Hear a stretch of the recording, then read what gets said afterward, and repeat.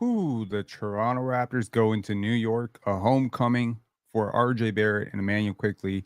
You felt last game with the way RJ Barrett was talking that maybe, just maybe, this was going to be a statement game from the Toronto Raptors, a Raptors team that has a lot to prove, a Raptors team that has a lot of question marks right now about their compete level, about their defensive efficiency, about their offensive talent, and frankly, about their future.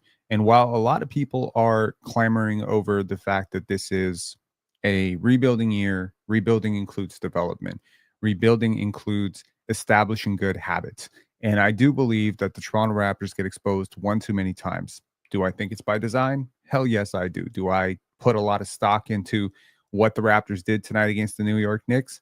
I think sometimes it's nice to see, glimpses of what's working and what's not. Obviously, we spent a lot of time yesterday talking about Darko Rajakovic and how he develops players in this sort of simulation VR mission sort of way. And I think you see bits and pieces of that. Right now, one of the biggest things with the Raptors over the last, let's say, 10 games, as the Raptors get healthier, is that we're seeing a lesser role for Grady Dick, and we are seeing him struggle considerably relative to where he was earlier in the season. Tonight, Grady gets 20 minutes. He gets a quick hook several times. Jacoby gets the assignment. I thought Jacoby, despite going scoreless in this game, had a really competitive game on the ball, guarding Jalen Brunson. I think Emmanuel Quickley had a really good game relative to how he's played since coming back. I think this probably was one of his two best games. That's not really saying much. He hasn't been back for long, but I think Emmanuel Quickley played pretty well. Obviously, if you're looking at this from the perspective of the tank, this is a good result, right? The Toronto Raptors lose again. This was not necessarily a winnable game. Tomorrow night's game is not a winnable game. The Cleveland Cavaliers just knocked off the OKC Thunder tonight. All eyes. Here's the funny thing.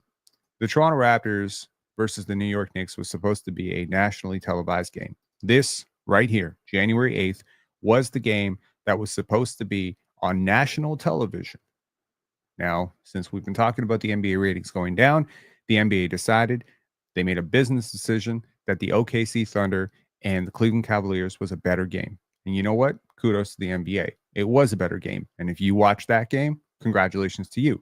There were 30 lead changes for that team. Damn, 30. 30 lead changes in that game.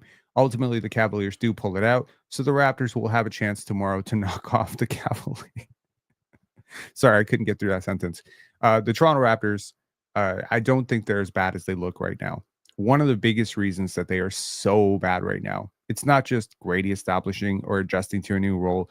It's not just the starting five getting used to playing with each other. It's also some key bench players that have replaced other bench players. And let's talk about those bench players, because I thought Bruce Brown was awful, awful, awful, awful, awful. Oh my God, awful. Why did people think we were going to get a first round pick for Bruce Brown? I honestly don't think you would get a second round pick for Bruce Brown right now. Bruce Brown is absolutely an embarrassment to basketball. I would have less energy for Bruce Brown had he not come out with this public statement to Raptor fans, and there's all this bullshit about, I was playing on one leg. What are you playing on? What are you playing on now, bro?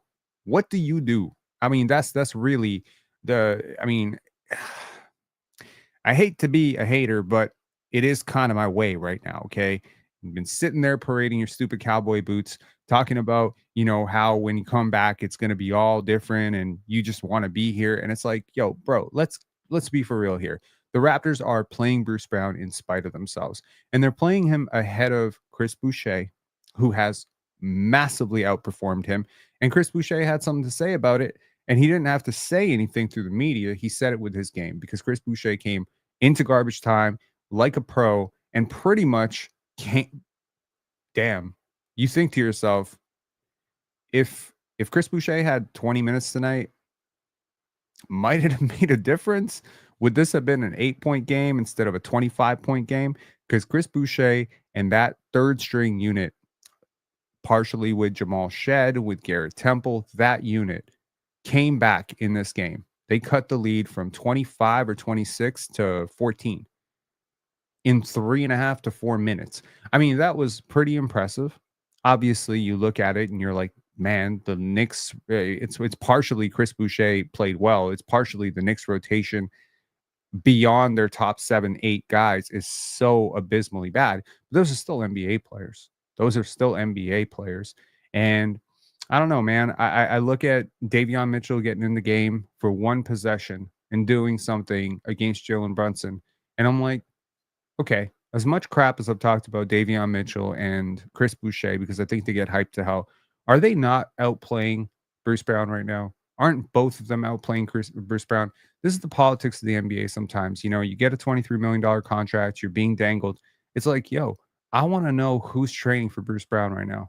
Who's looking at this game saying, this is the piece that moves us into title contention. Now, I'm not even trying to shit on Bruce Brown because I genuinely hope that we do trade him for something, but it is looking hella bleak, hella bleak. And you know what? This is not just this year. He played like ass last year. He played like ass with Indiana. This is a Jerome James situation. This is a player who had a really hot stretch with the Denver Nuggets, got paid, got complacent, and frankly has been asked for 2 years. That's not a character assassination. That's me telling it how it is. Bruce Brown is an unrecognizable player, unrecognizable player from who he was with the Denver Nuggets, who he was with the Brooklyn Nets. Maybe he needs a different situation. Sure. Maybe he'll be marginally better with better talent. Certainly a player like Bruce Brown will be better with better talent. Defensively, Gradey was trash. Ochai Agbaji gets injured. Let's see how long he's out. But certainly watching this lineup for the first 2-3 minutes of this game, I was like, might it be time to kind of just put this Gradey starting thing on ice? Now, I came into this season saying Gradey should have been a sixth man. It's not a sorry. It's not an indictment on Gradey's talent. It's an indictment on Gradey's fit with the starting five. Largely, I don't think you have enough defense between RJ and Manuel Quickley. With Jakob Pertl's regression, I don't think you have enough defense to compensate for Gradey against starters. Obviously, if you come off the bench, we've seen this a lot with, we've seen this a lot with, I'm going to say like, I'm sorry about my throat here. I woke up coughing a lot this morning. We've seen this a lot with six men throughout the years. Whether we're talking Malik Monk, Jamal Crawford, Lou Williams, we're talking a lot of six men. A lot of them were defensive liabilities. It's a little bit easier to be a defensive liability off the bench than it is to be a defensive liability as a starter, especially when you don't have a lot of rim pressure. Now, it's interesting because the Toronto Raptors pressured a lot today. There was a lot of compete level. I reject the notion that the Raptors are not trying on defense. That's craziness, right? But you ask yourself, in place of Jamal Shed, who had a really, really negative impact on the game today, I think he was negative 30 something at one point. Like every time Emmanuel Quickley went to the bench for Jamal Shed, it was like an immediate run for the Knicks. It was crazy. It was crazy to watch. Partially it was defense, partially it was offense. You think to yourself, Jamison Battle, Jonathan Mobo, Chris Boucher. That's been three guys who are positive box plus minus relatively through all their games this year. You're finally healthy. Does it not make sense that instead of Kelly Olynyk and Bruce Brown, that you play those three guys, Jamison Battle, Chris Boucher, maybe because, and again, I prefer Jamal Shed long term. Davion's been hitting a shot lately. Davion is marginally better than Jamal Shed right now. You can argue it's splitting hairs. It's some pretty big hairs at this point. So get Jamal Shed some G League run. I mean, again, if your goal is to win, if your goal is to lose, keep doing what you're doing. I'm just talking objectively. Let's pretend that the tank does not exist and we're actually trying to win these games. The best way to win these games would be to keep a sufficient amount of defense, which means that Chris Boucher is a defensive upgrade over Kelly Olynyk. I'm sorry. I know Chris Boucher is not a great defender, but he's better than Kelly Olynyk. Bruce Brown has been asked on both ends of the floor. We're talking point blank layups. We're talking airballing threes. We're just like, how is he better than Jameson Battle right now? How is he better than Jacoby Walter right now? How is he better than Ochai Agbaji right now? This was always the concern coming into this, because when Ochai Agbaji took his leap and Gradey took his leap, right now we're seeing Gradey get 20 minutes, and I'm not even against it. Hold the player accountable. He did not play well. But it's like, for what? Bruce Brown? So that you might get a second round pick. Sometimes I believe that the smartest investors cut their losses well. Okay. So I'm gonna say this right now. If I'm the Toronto Raptors, I probably I would probably just waive Bruce Brown at this point. Sorry, it might be a blow to your ego, but picking up this dude's contract, picking up his extension on the hopes that some team allowing him to get that surgery late, having him come back and then disrupt the rhythm of what was already terrible and making it worse. I mean, maybe this is the plan. Maybe this is the plan. Lose with dignity. Oh, we're trying. Look, we're playing Bruce Brown. We're not playing the rookies and we're still losing. Ah, woe is us. Adam Silver, please give us Cooper Flag. Why are you saying this in all caps? Is he your friend? What is he doing for you right now? What do you think you're going to get for him? You think you're going to get a second round pick for him? Don't hold your breath. It's $23 million expiring contract. You're getting bad money back for him. If you take bad money back, you're going to take, okay, you're going to take bad money back. Cool. You're going to take bad money and a second round pick. Maybe you get a late first, but you have to take some super bad money back. I would not be against trading Bruce Brown for like Patrick Williams and just taking a flyer on a long-term younger player, maybe just on the hopes that they could get better. But I mean, at this point, like, what is the upside here? What is the upside? You become smaller playing him. He's not good. He he's he's absolutely useless right now. Like there's nothing good about him playing. He's supposed to be an above average rebounder. He hasn't been great rebounding the basketball. He's supposed to be a significantly above average defender. He's been a significantly below average defender. He's supposed to be this great playmaker. I don't see great playmaking. He's supposed to be a really smart cutter. And okay, there's a little bit of that. I'm sorry. Bruce Brown has just been awful. Okay, let's just talk about this. Okay, enough shitting on Bruce Brown. He's just been bad, man. I don't know what to say about it. It's terrible. Okay, the results. Scotty Barnes, 18 points, 4 blocks. The 4 blocks were huge. I thought he competed hard tonight defensively. I would have liked to see him be a lot more assertive. He only took 2 shots in the first quarter.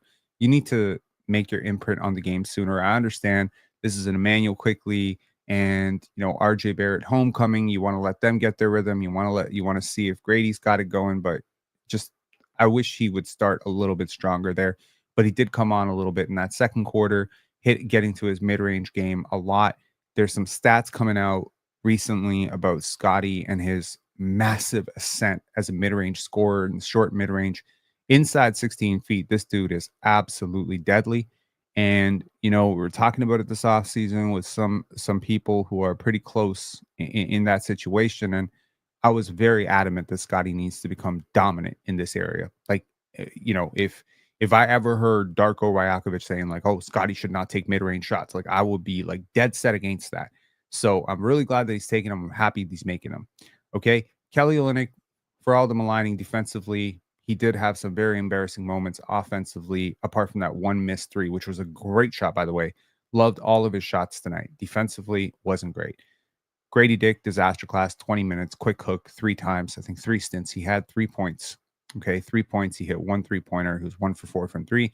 Emmanuel Quickley, really good compete level defensively. Probably the most engaged I've seen him defensively since he came back. Overall, not a bad game for Emmanuel Quickley. RJ Barrett, good, competent game offensively. Defensively, very compromised. Blow by, blow by, blow by, right? And 28 minutes kind of tells the tale of his tape, right? I think Darko liked what he saw from Jacoby Walter defensively, at least, and decided to go with that look in the third quarter, fourth quarter. RJ rode the pine a little bit more. Jakob Poeltl, 30 minutes tonight, 10 rebounds, 8 points, 4 turnovers. I hated this game from Jakob Poeltl. I thought defensively he got crushed. I think the Raptors got crushed on the glass with him on the court. The Raptors did get crushed on the offensive glass. Davion Mitchell, it says 0 minutes. Well, what a beautiful 0 minutes it was. 6 seconds for Davion Mitchell. It was good. He stopped the possession. He stopped the drive on Jalen Brunson to end the first half. I have often lamented that the Raptors are terrible closing quarters. That's a really great close to a quarter. Loved it.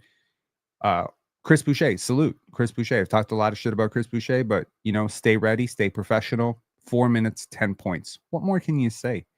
What more can you say? You want to take Chris Boucher's per 100 stats tonight, where basically he was somewhere between a cross between Michael Jordan, Kareem Abdul-Jabbar, and Wilt Chamberlain. So salute to Chris Boucher for his 0 rebounds, 0 assists. I'm gonna show the world I can score 10 points, to probably crush a lot of people's parlays. All right.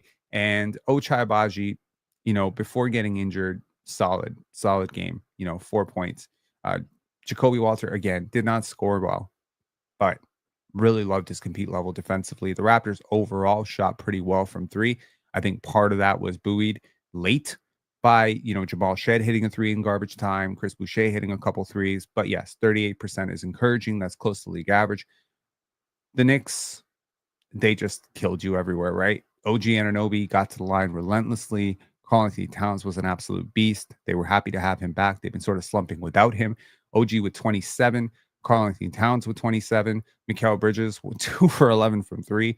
Holy crap, the Raptors left him open a lot, and he just missed them when they contested. Can you imagine 5 first-round picks and a swap? 5 first-round picks and a swap. I am thinking to myself, Mikal Bridges, Bradley Beal. Bradley Beal went for 4 first-round picks and 6 second-rounders. Mikal Bridges went for 5 first-round picks. Wow.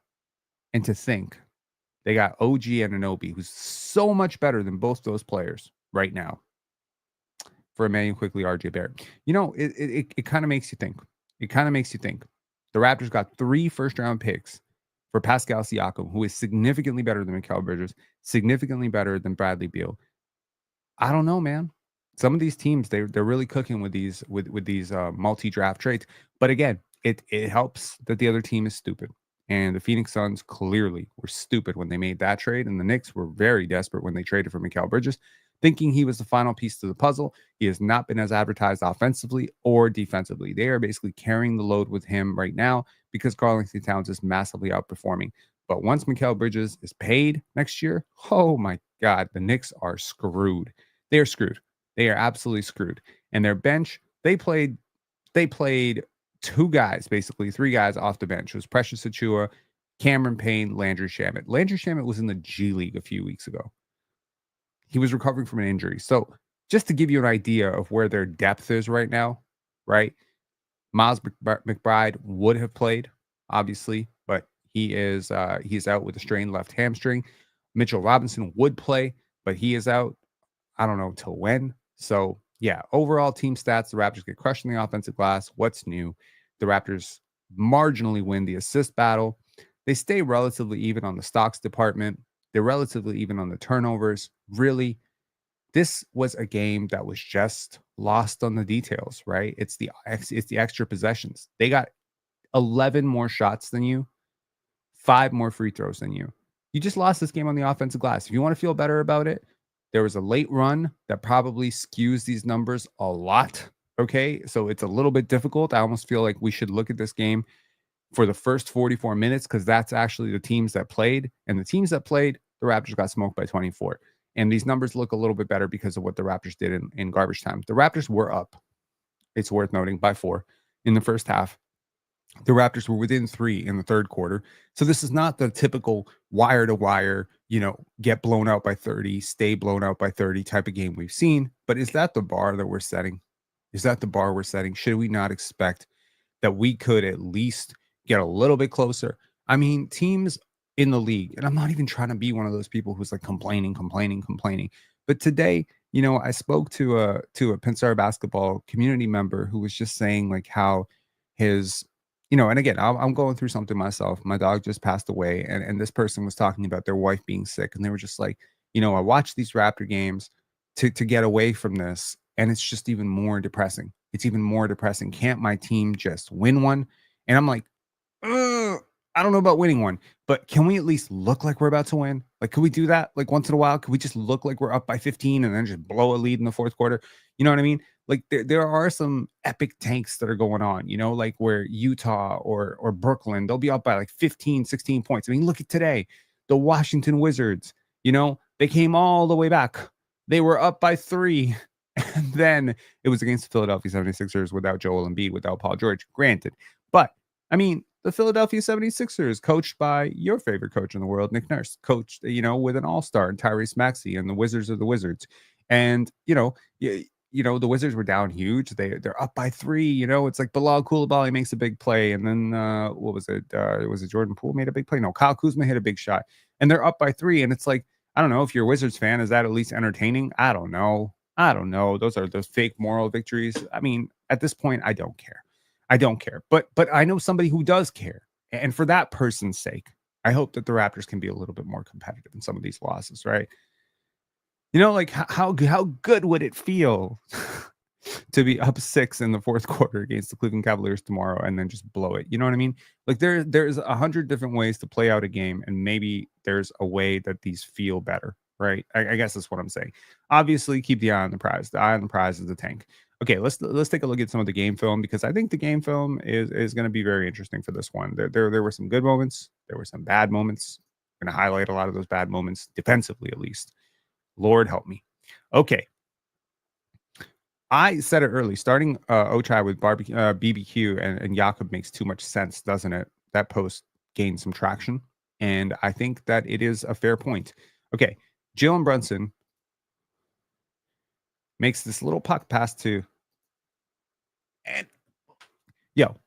if you have, I'm not suggesting you do this because you will get alcohol poisoning, but if you took one shot for every time the Raptors gamble, I swear to God, the Raptors have a case of Jonte Porteritis, okay? They just keep gambling. They keep gambling. Look at this. Like, you have no chance at this. What are you doing, Kelly Olynyk? And the worst part about it is you not only gamble, I understand this looks so much worse in slow motion, but then you fucking push the guy from behind. So it's like if the referee wanted to call that, if Precious Achua misses this, I mean, this is like one of those, we call it guaranteed two. So sometimes the refs won't call it unless the guy misses. They're like, it's incidental contact. We'll see if it affects the shot. We're not stopping the game because this is sports entertainment, right? But my Lord, if he by some divine miracle even misses this point blank layup, and I mean it's Precious Achua. Let's be honest here. He is fully capable of missing point blank layups. They're gonna give him a foul because you made it so blatantly obvious. What are you doing? Okay, I mean this is so bad. It's so bad, and I'm not even saying that's on Scotty. Like, I mean, shit. Okay. Look at the miscommunication that results in this 3. Now, I understand Mikal Bridges is really bad right now shooting the basketball. He goes through his ebbs and flows. But here, look at the overcommitment here. Now, here, Bruce Brown, once Jakob Poeltl is going to switch to Karl Anthony Towns, because this is not a matchup that you want. This is Jakob Poeltl helping you, Bruce Brown. Now, Jakob Poeltl is going to abandon his corner assignment, which is Mikal Bridges, and Jakob is going to help Bruce Brown, because if he doesn't help Bruce Brown, let's just say the alternative happens, and Bruce Brown, who's 6'2", and Karl Anthony Towns, who's 7'1", if Jakob Poeltl does not help here, this is 2 points for Karl Anthony Towns, right? And Jalen Brunson here, if I'm Jamal Shed, I need a little bit more pressure. But if you give him too much pressure on the inside hand, he's gonna blow past you. So I understand this from Jamal Shed's perspective. The only player who really messes this up is Bruce Brown. Watch this. Why are you so lost? Now, Jakob Poeltl has to basically be in 2 places at once. And unfortunately, the 2 places he has to be are 30 feet apart. And that's all created because Bruce Brown is absolutely on another planet right now. Now, I understand that you force a miss there, but you don't really force the miss. That's an open shot. You understand what I'm saying? Here, once you have that help, how dare you turn your back? My God. And look at Bruce Brown. He's just like, oh, I guess I'll just box out Karl Anthony Towns. It's like, bro, that is a mismatch. Like, if I've ever seen one. Karl Anthony Towns with 2 feet of space against Bruce Brown is a terrible matchup for the Raptors. Jakob Poeltl is trying to switch out to help you, and you won't help back. That's crazy to me. Okay. Bruce Brown is single-handedly getting you Cooper Flag right now. He is, like, I mean, in one way, Build him a statue.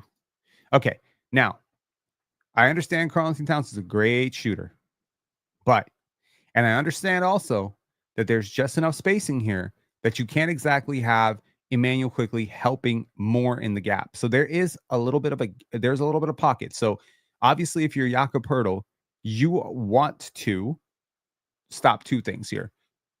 You don't want Karl Anthony Towns to get a wide open shot. Trust your length. Number two, you don't want him driving right. What do?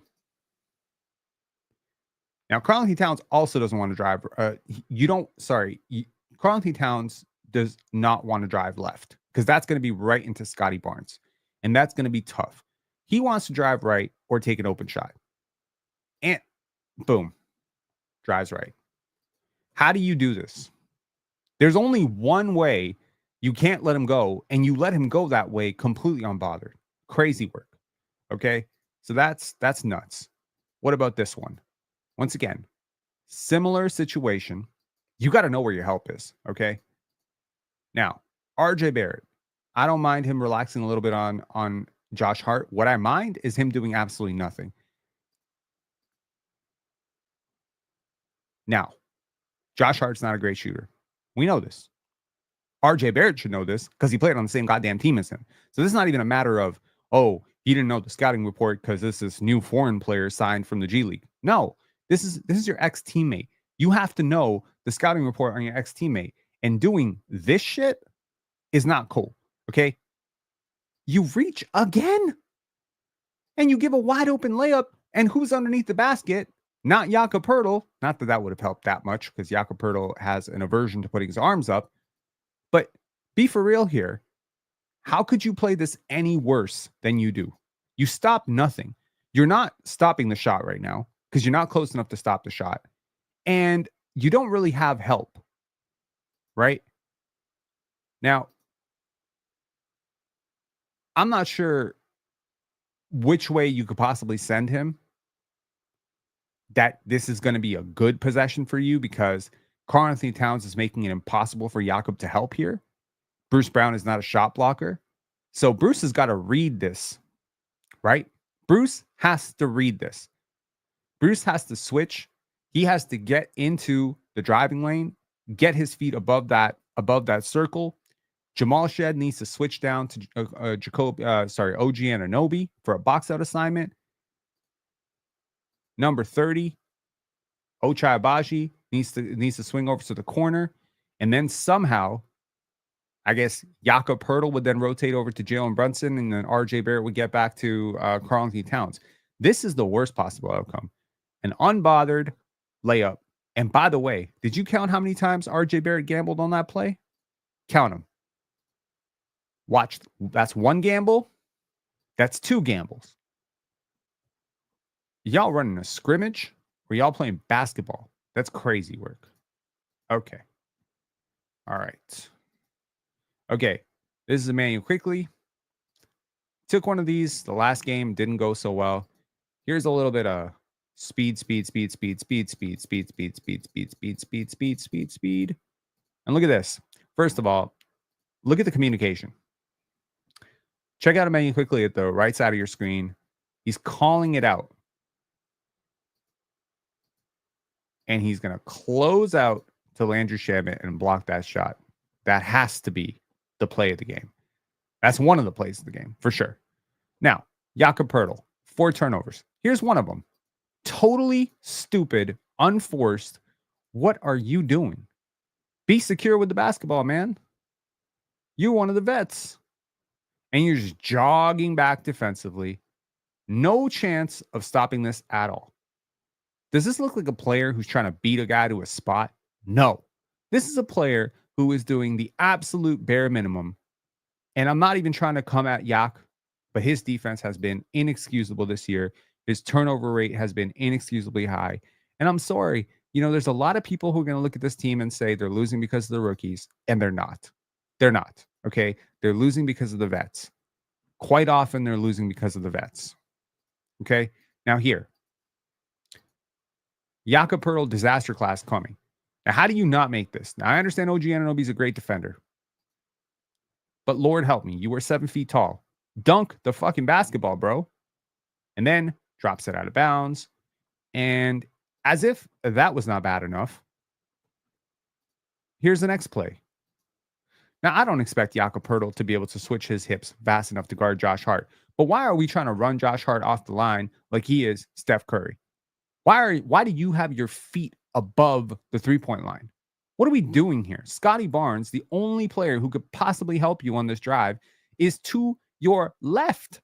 You must force left because right is RJ Barrett and there's OG Anunoby there, and RJ Barrett is not a good defender. He's not going to be able to help you. The last thing you can do right now, if you're Jakob Poeltl, is allow him to go left.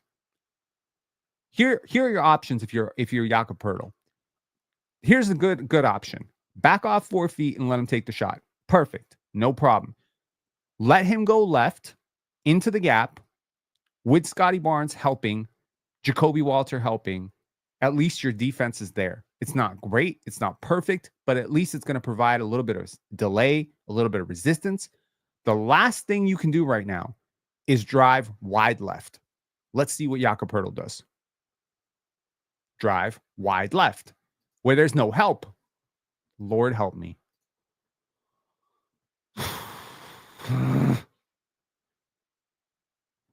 Subscribe, please. Please subscribe to this channel because I think I'm going to lose my mind. Okay. Here we go. I wonder what's going to happen here. Okay. If you're RJ Barrett, what are your options? You're small. He can shoot right over you. This is a matchup from hell. So you have to get into him. You have to get into him, and you have to avoid the drive. If you're a smaller defender, you have to get underneath the bigger defender. That's how I would coach it. I don't know if that's the way Darko's coaching it, but you cannot allow this. Now, I would push him left here. You're going to allow him to go right. And see, Karl Anthony Towns is not a dumbass. Karl Anthony Towns is a really smart player. He's the first overall pick for a reason. He sees Scotty Barnes sitting in that gap, cutting off the left. RJ Barrett, for some inexplicable reason, decides to open up his hips left. This is the stupidest defense in the history of the world. What are we doing here? Why would you force him away from the help? Are you on the Knicks? Is RJ Barrett a double agent? Does he play for the New York Knicks? What the hell is this, man? And the worst part is you're basically playing defense on Scotty Barnes, not allowing Scotty to get into the play. And you're gambling. There's another gamble and a foul. Jesus. Speaking of inexplicably stupid defense, here's some Gradey Dick defense for you. Now, I don't expect Gradey Dick to be able to deal with OG Anunoby, but you got to do a better job than this. You cannot get so out of position. You got to be more positionally sound. If you got to flop, you got to flail. You're a weak second-year white guy. Play it up a little bit. The refs love to reward weaker players for the abuse that stronger players endure. So play it up a little bit. You can't be this sorry that you're giving a wide open layup. You were there. And here, what are you, an observer? You got front row tickets. Front row tickets. Like, look at this play again. You got a front. You got a front. Scotty did a great job of fronting the post against Giannis and Cat. So he's playing like great offensive players there. You playing against OG Anunoby. You're making OG Anunoby look like a superstar. Respect to OG. OG should not be able to do this. And I understand OG is physically stronger, but if that's Jacoby Walter, Jacoby is like dying before he gives this up. Gradey's got to be better, man. This is shit. It's bad. Okay. Once again, this reaching crap. I don't expect Gradey to be able to stay in front of Jalen Brunson with space. So I'm happy that his feet are beneath the line. However, just because your feet are beneath the three-point line and Jalen Brunson has been struggling with his shot does not mean that you can get caught so out of position. Again, know where your help is. RJ Barrett is late. So good job pushing him towards the help. If you're Emmanuel Quickley, you got to get further into this. You cannot allow him to rip through and just get to the front of the rim like this. Even though that is a miss, I do not care. I believe it was called a foul. Even if it's not a foul, it's a point blank layup. Like, this is not good. Okay. A good play for Scotty Barnes in the second quarter. Scotty, sort of dribbles from the above the break. Again, totally self-generated. Karl Anthony Towns, not a good defender, not good defense. Scotty, free lunch, right? Scotty's got that all day. And, again, speaking of effort on defense, Scotty fights Karl Anthony Towns for position, flops a little bit. I think kind of like, Karl Anthony Towns is a very strong guy, but Scotty's very, very strong as well. So that is very demonstrative, forces the refs to blow the whistle. Karl Anthony Towns picks up his third foul. When you're actually in close games, little details like that are going to start to matter a lot. Okay, now this is good defense. The Raptors forced shot clock violations on back-to-back possessions, which is pretty cool. Okay, here, Immanuel Quickley. Good job. You force him towards Scotty Barnes. This is good. Okay, and what do you know? It's hard. It's hard. When you actually force him towards the help, it's harder. Somehow he gets through anyway, but thankfully it's a turnover. And here, don't quit. The Raptors had a lot of possessions like this where they played 17 seconds of good defense and then made one critical error. Here, Scotty is not going to give up on this play, and he is going to block the shit out of this on the way out, and it's a shot clock violation. Very nice. That was good defense. I'll tell you what else is good defense. Davion Mitchell coming in and providing some pressure, point of attack defense on Jalen Brunson. I firmly believe that Jalen Brunson is very, very overrated. Today on the panel was asked Jalen Brunson or Jimmy Butler, and I did not hesitate. I think Jimmy Butler is a better player. Whoever gets Jimmy Butler at the trade deadline is going to be very, very happy with their new acquisition. Unlike Mikal Bridges and Bradley Beal, Jimmy Butler is actually a piece that moves the table. And if those guys are going for multiple firsts, I don't see why Jimmy Butler should go for anything less. All right, here's Scotty Barnes. This is interesting. Josh Hart thinks he has all the time in the world to sort of set this shot up, load it, and he's going to let this go. And Scotty is somehow, like, how did Scotty get this? This is like one of those Victor Wembanyama blocks, man. Like, he just gets this block and slam harder. Onyx to Vince Carter. Ole. Okay.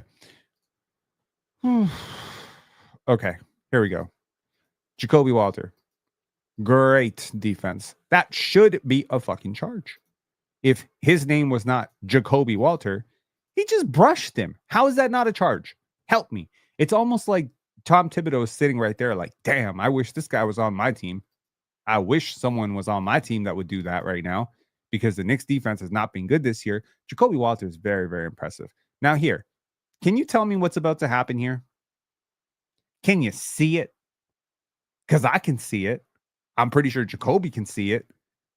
You see a little number 5 who's about to get wide open underneath the basket. Let's see if Jalen Brunson sees it. Oh, he does not see it. So,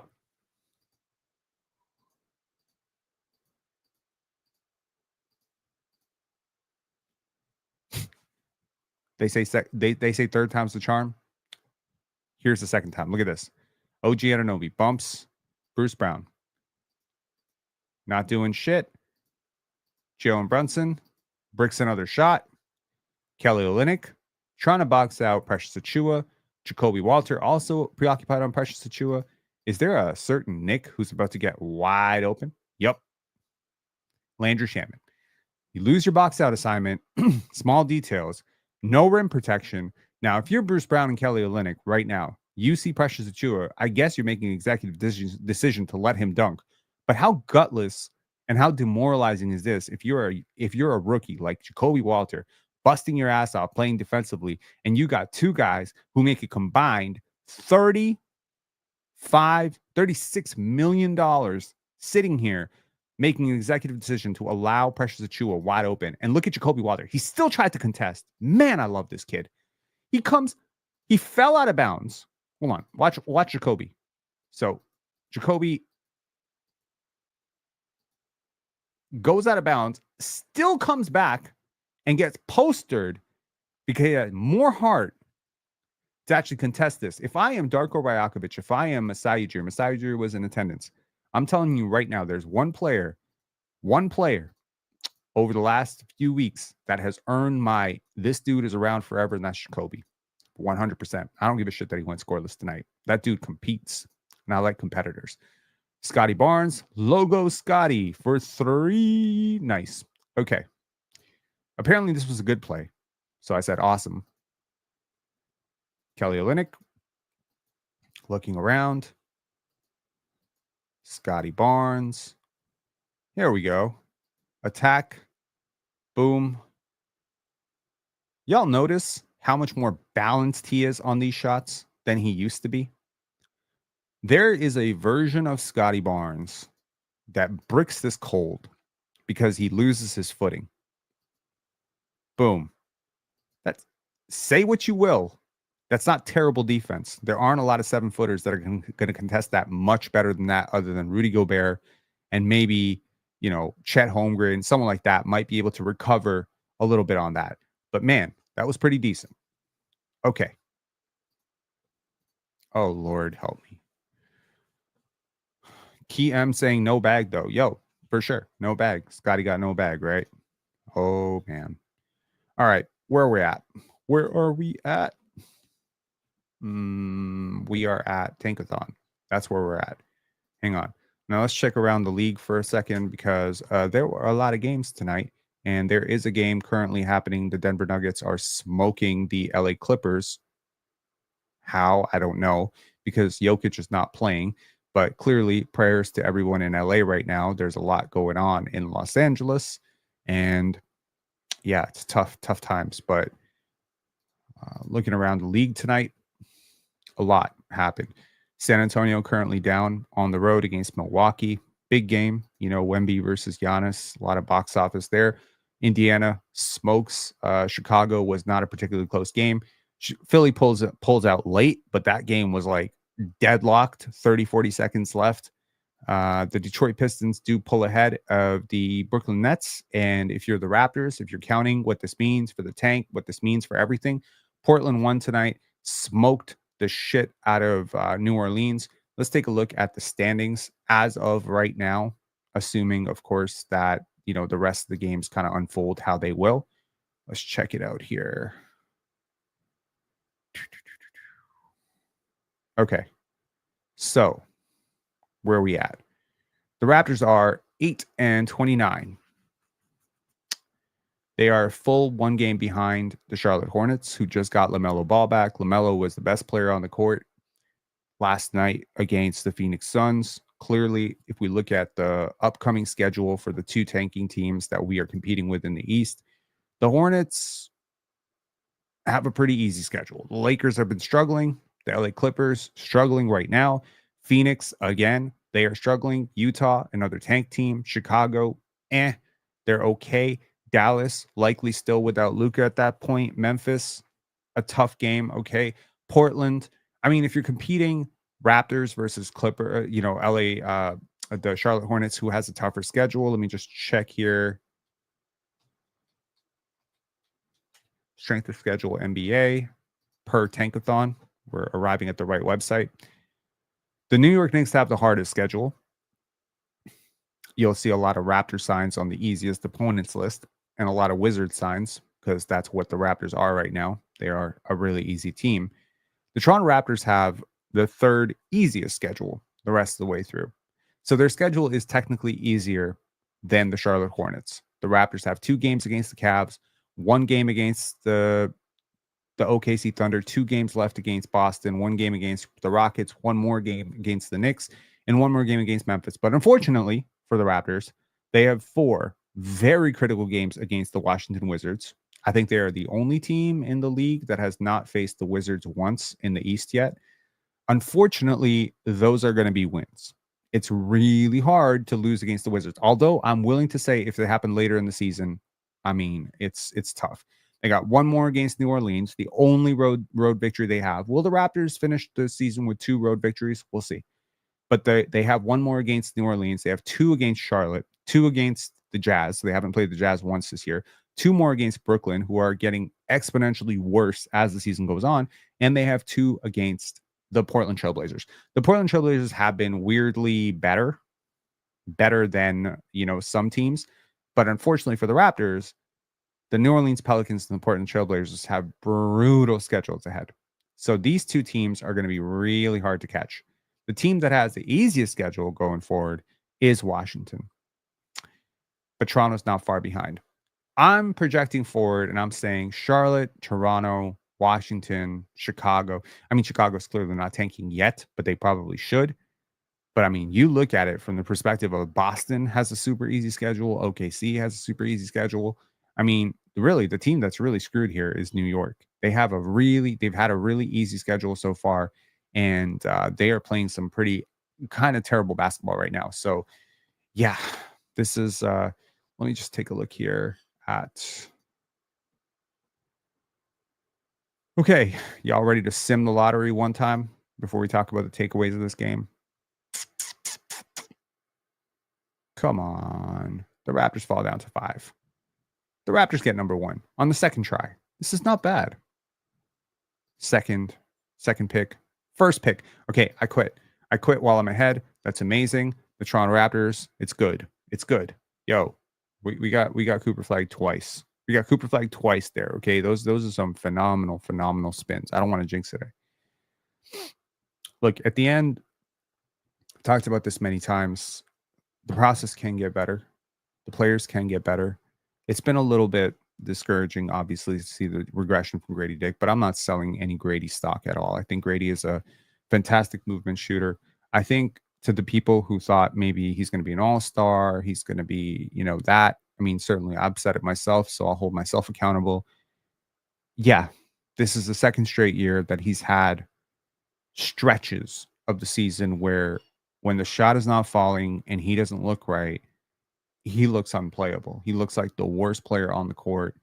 He was the worst player on the court tonight, apart from Bruce Brown. Bruce Brown was the worst. But in the right system, Gradey is fine. I think some people have questions long-term about, is he a dead-eye shooter? Is he a great shooter? Or is he a good shooter? I think he can be a great shooter. I think his shot form is very pure. I think there just is some strength that needs to come with it, right? Defensively, offensively, I think both he and Jacoby are they're like half-baked, right? Like they just need one more summer in the weight room. Maybe Jacoby will need 2 summers in the weight room. I know Jacoby's trainer, he is going to have, it's the same guy who's training Cason Wallace. I mean, Jacoby is going to be fine. I think if you're the Raptors right now, here's something I would try for tomorrow's game. I would try starting Jacoby Walter in place of Gradey Dick. I would allow him to come off the bench and feel the accountability. This is not me throwing shade at Gradey. Obviously, I like Gradey a lot. He is definitely one of those players that I would like to keep long-term, fits really well with Scotty Barnes. But I think if you take out some of the shot attempts that he has, and he's going to be a low volume, 16 to 18% usage kind of guy, you need him to do all the connective stuff. You need him to be a better playmaker. You need him to be a better rebounder, better defender. And Bruce Brown is not the answer. I understand Darko has a bit of a,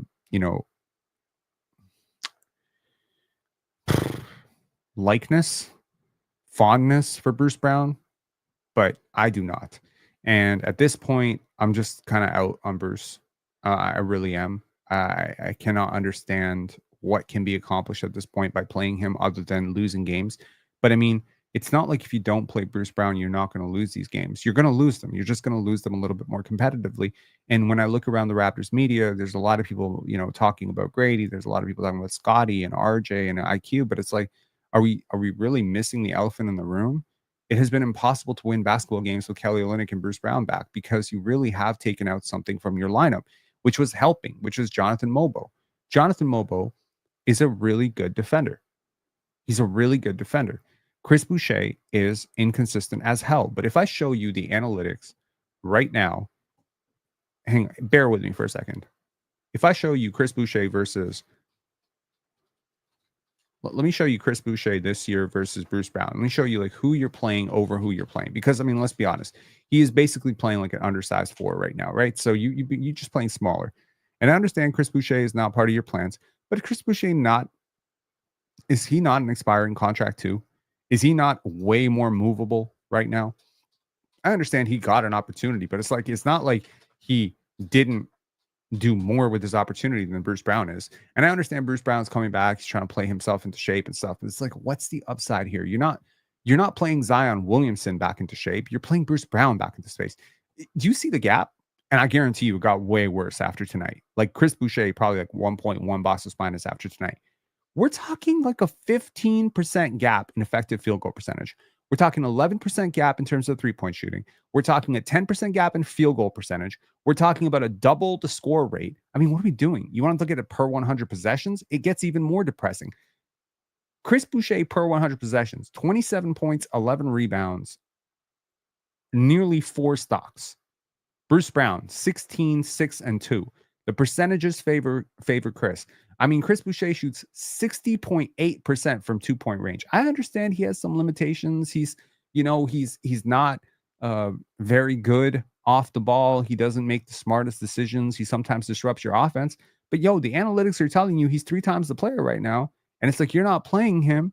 And I could understand a locker room kind of looking sideways and saying, I can see one of these players is contributing to winning. And every single time this other guy comes in, we lose by 10. What? No, I understand we're trying to lose games. But if you want to lose games, play Jamison Battle. Play Jacoby Walter. Why are you playing Bruce Brown? I don't get it. That's my whole thing. There's nothing to be accomplished here.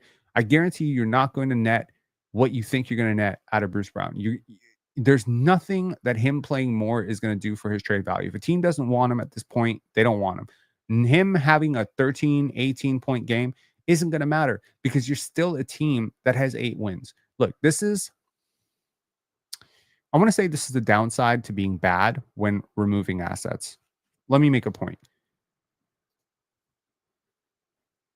It helps to be good if you're trying to trade your vets.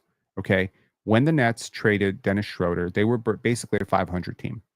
The minute they stopped, the minute they traded him and the minute they traded Dorian Finney-Smith, they started stripping down. You suddenly started rest games tonight. Ben Simmons was out for injury management or whatever. Okay. So the reality is you really are not trying to win basketball games at this point. You're really not. Okay. You're not. I get that. I don't know. Mobo's games are not limited. No, they're not. He's not a two-way player at all.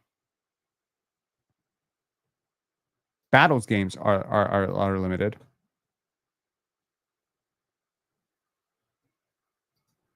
Mel saying Gradey and Kelly Olynyk are awful at defense. Ryan Shepard saying, Mel, that's racist. If it's true, is it racist? Mel, to throw people off your racist scent, you should probably throw RJ Barrett as terrible at defense too in there. That throws people off. My issue is we are supposed to be developing players. Well, we're not developing players.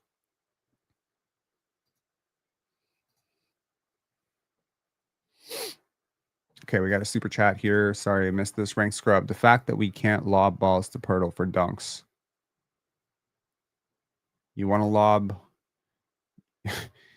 what do you want to do? You want to bring Chris Paul as a lob partner for Tyson Chandler meets Jakob Pirtle? That's not really Yak's game.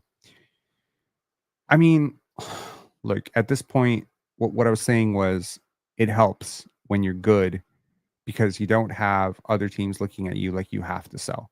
Right now, everyone and their mother knows that you're dangling Chris Boucher, you're dangling Bruce Brown. And unfortunately, they have to sell their fan base that, hey, you know what we're getting to bolster our trade, to bolster our team for the championship run? We're trying to get the 10th guy off the 8-win team who's shooting terrible percentages and is -7 boxes minus. That's why I said just waive him. Just waive him. Just waive him. You're not going to get anything for him. Buy him out. Maybe you can save $1 million. Then donate that $1 million to me. Okay? For having to cover this team. I'm just kidding. I love this team. Long term, this will be fine. I'm sorry about the bearish outlook today. It was a frustrating thing because I did see a lot of compete level. Overall, I saw a lot of compete level in this on this game, but there's a lot of lack of execution, right? And there's clear talent deficit when we're talking about the Knicks versus the Raptors right now. But I don't think the deficit lends itself to you got to get blown up by this team. I think you can be a lot better. I think it's encouraging that Emmanuel Quickly, for the most part, was positive tonight. But you find new ways to lose every single game. Tonight, it was a lot of Jamal Shed, a lot of Kelly Olynyk defense, a lot of Grady Dick. So it's like if you look at this game and you remove the politics from it, you remove the dangling, you remove all that, and you just play Jamison Battle, Jonathan Mobo. I'm not saying these guys are like great players, but I mean, let me show you this. I think I need to show you this because I feel like if I don't, y'all gonna say I'm hating. Hang on one second. Okay, I'm not even saying Boston Spinus is everything. I'm not saying win shares are everything. I'm not saying analytics are perfect. Okay, but let me show you your best players per Boston Spinus. No surprise there. Whoa, sorry. Scotty Barnes falling a little bit, fell from 5.2 boxes minus or 4.7 boxes minus all the way to 2 since coming back from that ankle injury. But there's Chris Boucher. There's RJ Barrett. There's Jakob Pertl. There's Jamison Battle. There's KO, Ochai Baji, Jonathan Mobo, Grady Dick, IQ. So basically, if that's your rotation right there, right? Oh, sorry. 1, 2, 3, 4, 5, 6, 7, 8, 9, 10. Let's throw Davion Mitchell out. Let's have Scotty run backup point. If you wanted to run this rotation out there every night, if that's your 10-man unit, let's throw Jacoby in there for good measure. So every game you could have like one of Jacoby, Jamal Shed, Bruce Brown, one of these guys could participate. Is that combination? And I don't think Emmanuel Quickly is this bad at all. I think Emmanuel Quickly will be solidly like 1.5 to 2 very soon. But it's kind of depressing to see how bad Emmanuel Quickly has been this year. But if you look at it from this perspective, is that not a competent team? Yes, that is a competent team. That is fully a team that is capable of beating the Indiana Pacers or the New Orleans Pelicans or the Utah Jazz or the Atlanta Hawks on any given night, the Brooklyn Nets, the Detroit Pistons. I believe you can beat that team with this lineup right here. Okay. But the minute you swap out 1, 2 positive players for 1, 2 negative players, you make it so that it's impossible. That's what I'm trying to say. Oh no. I'm so sorry. I apologize. I was just sitting there trying to. I apologize. Give me 1 second here. Pull this off. Pull this back on. I very much apologize to the 340 of you in here who had to stop with that. Sorry, 1 second. Let me pull it up again. Okay, y'all can see this now. Okay, there you go. So, what I was saying, these guys right here, IQ, who I do not think is negative 4.3 boxes minus bad at all. He's just been terrible defensively. But Grady Dick, Jonathan Mobo, Ochai Abaji, Kelly Olynyk, Jamison Battle, Jakob Pertl, RJ Barrett, Chris Boucher, Scotty Barnes. If you can play that unit and play them appropriately, when I say appropriately, that means play the lineups that make sense together, which means Ochai with the starters so he can function, Grady so he can get some looks with the second unit, right? I think that makes a lot of sense. That lineup makes a lot of sense, right? Even if, okay, Kelly Olynyk, I cannot play Kelly Olynyk at center. He's not a center. Okay, cool. So I'm going to play Kelly Olynyk with Jonathan Mobo or Chris Boucher at all times. Kelly Olynyk cannot be my lone big on the court. Okay, boom. That's it. Mel saying Garrett Temple gone. Huh? What are you talking about? Don't tell me we waived Garrett. That would be a huge blow to team morale.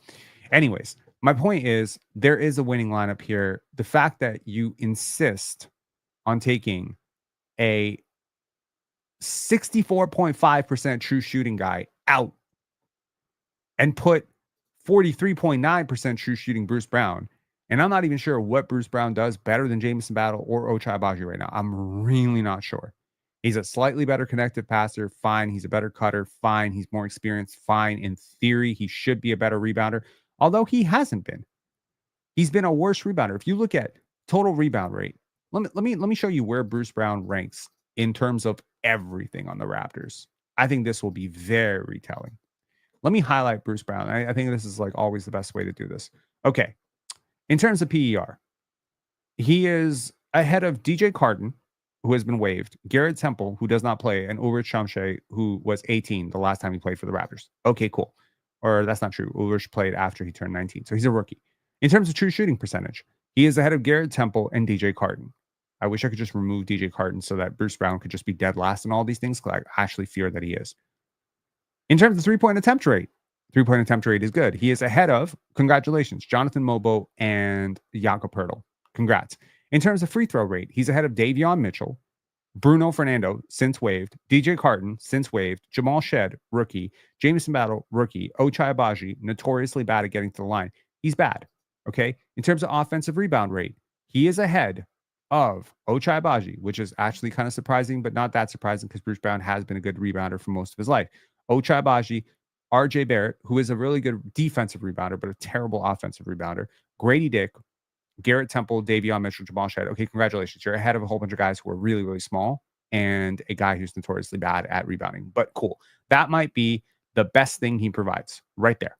Offensive rebounding. Jamison Battle's still better. Defensive rebounding. Jacoby's better. Battle's better.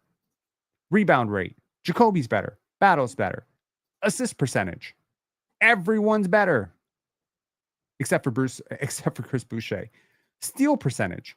There is something to be said about this. This might be his most valuable trait that he's bringing to you. This and the offensive rebounding. He's a little bit more disruptive in the passing lane. Hasn't blocked a shot all season. Turnover percentage, he's not turnover prone. But Chris Boucher is not turnover prone because he just shoots. Every single time he touches the basketball, he shoots. Okay, cool. In terms of usage, he's low usage. Cool. Jamison Battle is even lower usage. Mobo is lower usage. Ochai is lower usage. Davion is lower usage. These are the guys that you've bumped in terms of minutes to get this dude on the court. Okay, in terms of win shares per 48, there are 5 players on this team that are actually costing you wins every time they play. DJ Carton, waived. Garrett Temple, not important. Ulrich, who is a very young kid. Jamal Shed, who has, just analytically been really bad. And Bruce Brown. That's it. In terms of offensive box plus minus, he's ahead of DJ Carton, Garrett Temple, or Rich Shamshay. In terms of defensive box plus minus, he's ahead of Jamison Battle, Jamal Shed, Grady Dick, Jacoby Walter, a bunch of rookies. Box plus minus, he is ahead of Ulrich. If it was not for Ulrich, he would be ahead of almost nobody. Okay? So this dude is bad. Like, I don't know how else to put it for you. He's really bad. Okay? And he has been worse than he was last year by considerable stretches. I need people to wake up to this. But honestly, do I need people to wake up to this? Do I need Bruce Brown's regression to become the biggest storyline in basketball right now? No. Frankly, nobody cares. And I don't think it necessarily helps, but you think a team is going to trade for him and not look at his numbers? I hate when people say this, like, oh, the fan base got so critical of this player and they killed his trade value. It's like, what trade value? It's very obvious. If I'm the Orlando Magic, if I'm the Denver Nuggets and I'm looking at this player, I'm like, I'm not offering you jack shit. Look at his numbers. You have to get rid of this guy.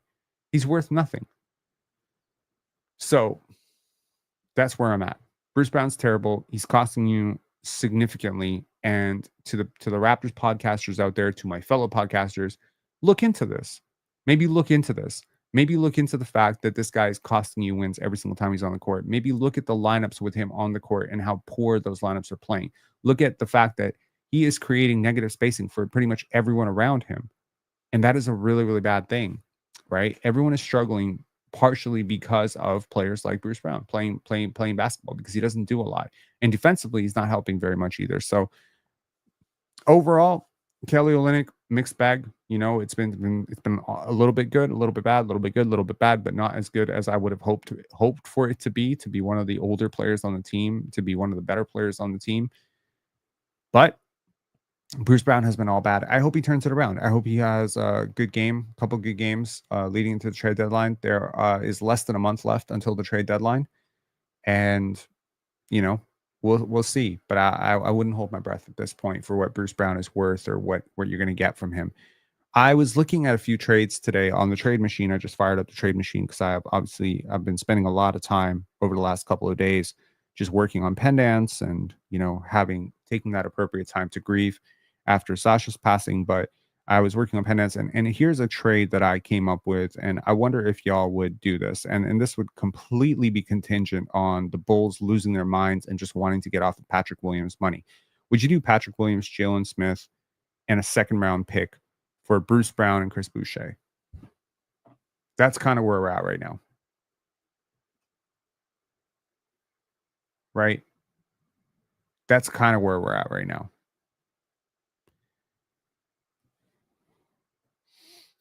I'll remind you that, wow, okay, there's some hustle. Scotty is not our future, I promise. You break promises, you don't like keeping your promises. That shows low moral character.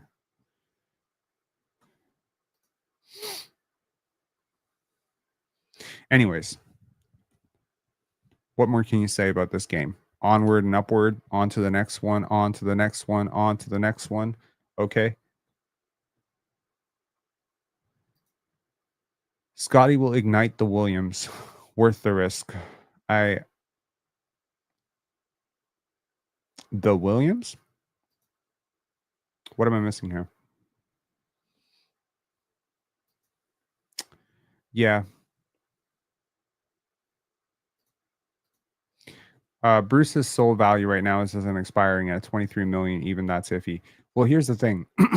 23 million is just a really weird contract, right? When you look around the teams of the league, there just are not a lot of teams.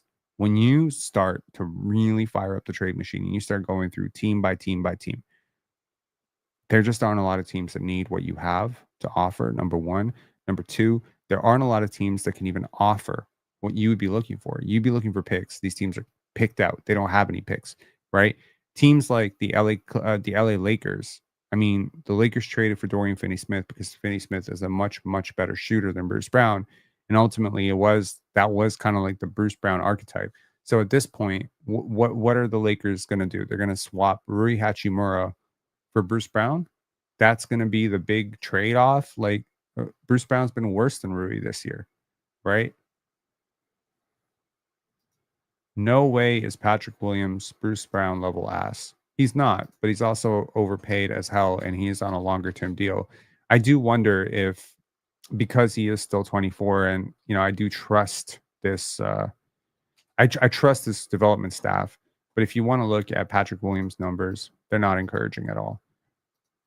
However, he does have the shine on the fact that he has played for a winninger team than the Raptors so far. And he's contributing on that team as a starter. So clearly, I mean, they're still trying with him, but there has been a significant plateauing. He hasn't moved his box plus minus even an inch since being a rookie. It's been pretty much the same story every single year. Now, box plus minus not everything, but that true shooting percentage has regressed. He's shooting career low true shooting percentage. The PER has never been league average. The usage has never progressed. He's very inconsistent night to night. You don't know what you're going to get from him. So, yeah, I mean, you can look at the tantalizing athletic potential, and there's certainly something to be said there about what he could be, what he could morph into. But I'm not seeing a lot of encouragement in the data. He seems very, very content being this type of player. I mean, the only positive I could say is that his assists have doubled since his rookie season, pretty much. Like that might be the one area of progression, but and his turnovers have been remotely like relatively similar. But if you look at that 2 point percentage, 42% from 2 point range is depressing. 38% and 40% on the career from 3 point range does give me some hope. But the guy can shoot. Like he can clearly shoot. He's shooting 87% from the line. Like his jumper is not an issue. So I don't know. Yeah, I would definitely take the risk.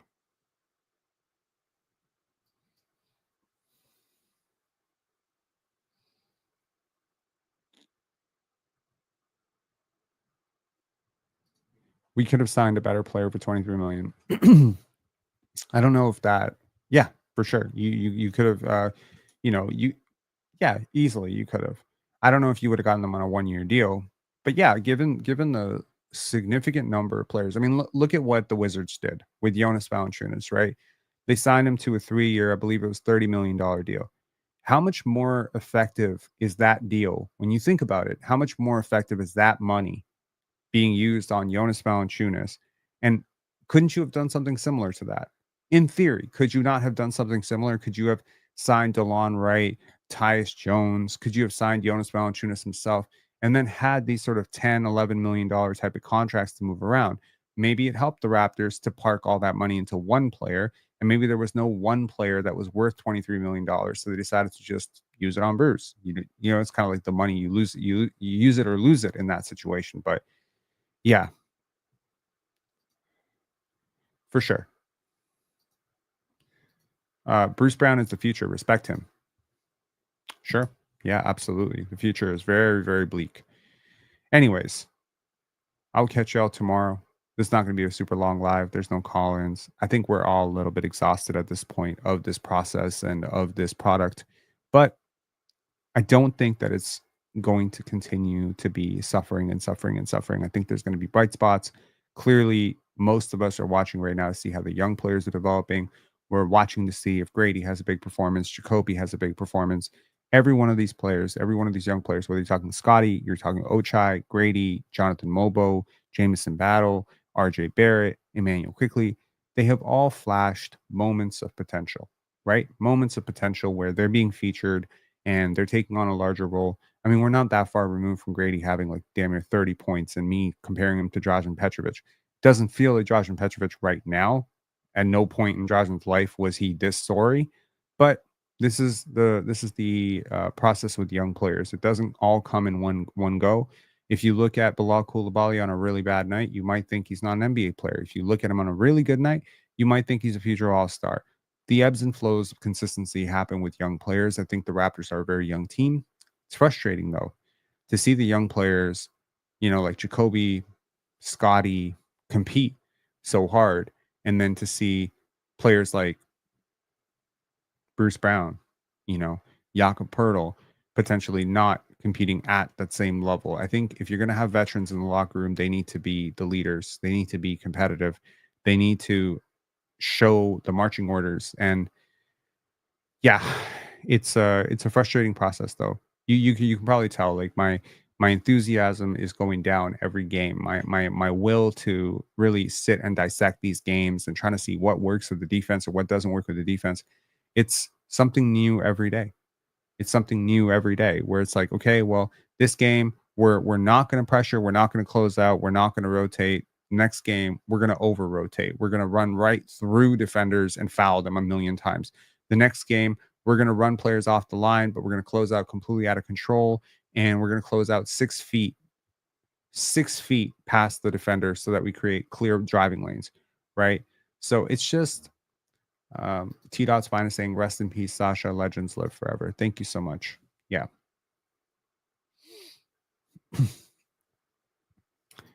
Skizio rambling saying, Rob, do you think if RJ wasn't Canadian, he would get traded at the deadline? No, I don't. I don't.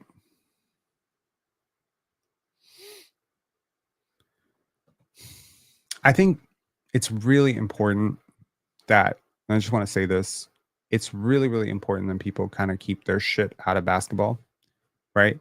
Like for me personally, I I think I can be very empathetic to the fact that, I'm going through a lot right now with Sasha passing, with Pendants, a lot of, stress, hectic, whatever, busy schedule.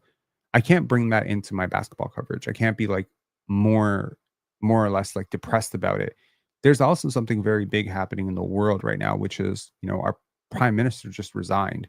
Our There's a lot of rumors, especially if you're on X, for 2 hours a day, you might be removed into thinking that Canada's about to become the 51st state, and our government is cooked and our dollar is cooked, and it feels like there's a lot coming down on us all at once. And I'd be remiss if I did not mention the fact that all of us podcasters, we're doing this at least partially for a living.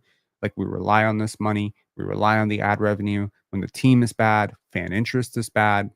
I've I acknowledge that, but that doesn't mean that you take it out on the process. You have to keep the longer term vision of what this is about. This is not about feeling good on January 8th. This is not about feeling good on January 8th. This is not about feeling good on February 5th. This is about feeling good in July. This is about feeling good all summer. You know what I mean? One of the biggest hacks in life that somebody taught me was treat every 8 hours, right? So I used to work security a long time ago. I used to work security concierge. And we used to have this thing where there was this notion of treat the next guard or next concierge person, security guard, whatever, with the same kindness you wish the previous one had treated you, which means you show up early to your shift. You take good notes so that the other person's not lost. You might occasionally even leave them, a Coca-Cola or something that you have a leftover, or maybe a donut or something. You just do these small little things and it makes everybody's life easier and it's paying it forward, right? So I thought about that, and someone said, "What if you treated your own life that way? What if you treated your entire life into three-part blocks? Every day was a three-part block. So 8 a.m., right? Your day starts at 8 a.m. to 4 p.m., right? Then 4 p.m. to 12 p.m., and then 11:59 p.m. and then 12 p.m. to 8 a.m. again. And so every single 8 hour shift becomes like a block, and you're like a shift worker working those shifts. So right now, I'm on the third shift of the day, whatever, right? But what I do in the next 27 minutes as I prepare for bed, shut off the lights, right? These small things, they're going to help the next person, right? The next version of me is the one that sleeps. The version of me that sleeps is the one that wakes up. So if the version of me that's supposed to sleep doesn't sleep well and decides to play on my phone all night, then the version of me that's supposed to wake up tomorrow is going to wake up tired and groggy. If the version of me that tomorrow that wakes up groggy decides to overdose myself on caffeine the entire day, then the version of me that's supposed to be winding down towards the end of the day is going to be hyper caffeinated and crash. You see what I mean? So think about it this way. Your behavior today, the Raptors' behavior today, it's not about today. Today, a win against the Knicks would give you more to talk about. Yes. Trading, I don't know. Trading some young players to get some help right now would probably give you more to talk about or whatever, right? Making some impulsive win now move a couple of months ago when this thing was going off the tracks, it would give you more to talk about right now. And if you are a new podcast in the Raptor space or an existing podcast, maybe all that extra trade interest and all that stuff is going to give you a ton of content. But hey, what about this summer? Doesn't a top 5 pick give you more content later? Doesn't a top 5 pick give you a brighter future? In theory, at least, provided that top 5 pick works out. Doesn't a top 5 pick give you more playoff runs later down the line? The pain you go through today should benefit you tomorrow. So we are going through the pain of watching a rebuilding team struggle and struggle and struggle. But what will these reps turn into? That's worth considering. I think that Jacoby Walter and Scotty Barnes and Grady Dick and Jamal Shad and Ochai Baji are going to be better players next year. I think RJ and IQ will hopefully be better players next year. I think that these young players are going to grow into a core with another top 5 pick and hopefully a top 36, 37 second round pick. The Portland Trailblazers keep getting a little bit better, a little bit better. But maybe with some lottery luck, you're talking about adding a Cooper Flag to this core. And I mean, now it's like, oh my God, can you imagine?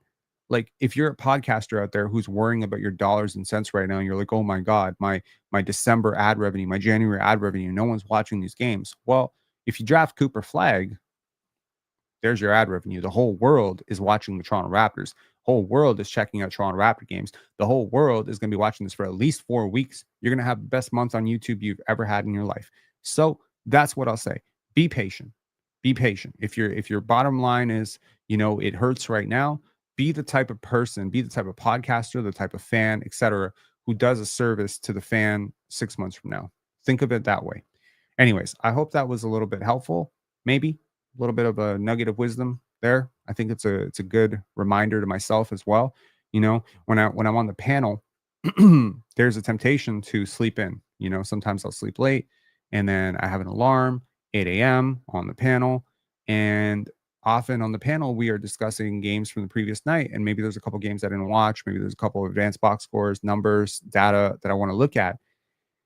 And on the days that I sleep in, press the snooze a little bit, I wake up a little bit groggy. I always feel like I have the worst episodes on the panel. I always feel like, ugh, you know, a little bit tired. But, but then there are days where I wake up 2.5 hours early. I wake up when my alarm is set. I do my study. I show up on time and I have the best episode. I have good episodes where I'm calm and I'm collected and I'm not whining, you know? So it's like you got to just prime yourself. You got to put yourself in a good position, right? So sometimes that means doing the hard thing, and sometimes the hard thing is rooting for a team that, you know, is getting embarrassed out there. Sometimes that's what being a fan is, right? But to those of you who've checked out of this product, appreciate y'all still checking into the post game lives. Hopefully these little video breakdowns, the film sessions, the little rants. Hopefully hopefully I can develop the type of personality that's a little bit easier to sustain through a losing streak. I mean, could you imagine how much more frustrating this entire tanking season would be if I came out every single night and was just like, this is so embarrassing. This is so bad. Oh, what would James Naismith say? What would Kawhi Leonard say? What would DeMar DeRozan and the ghosts of We the North say? You know what I mean? Like, wouldn't it be so much worse if I was depressed about this?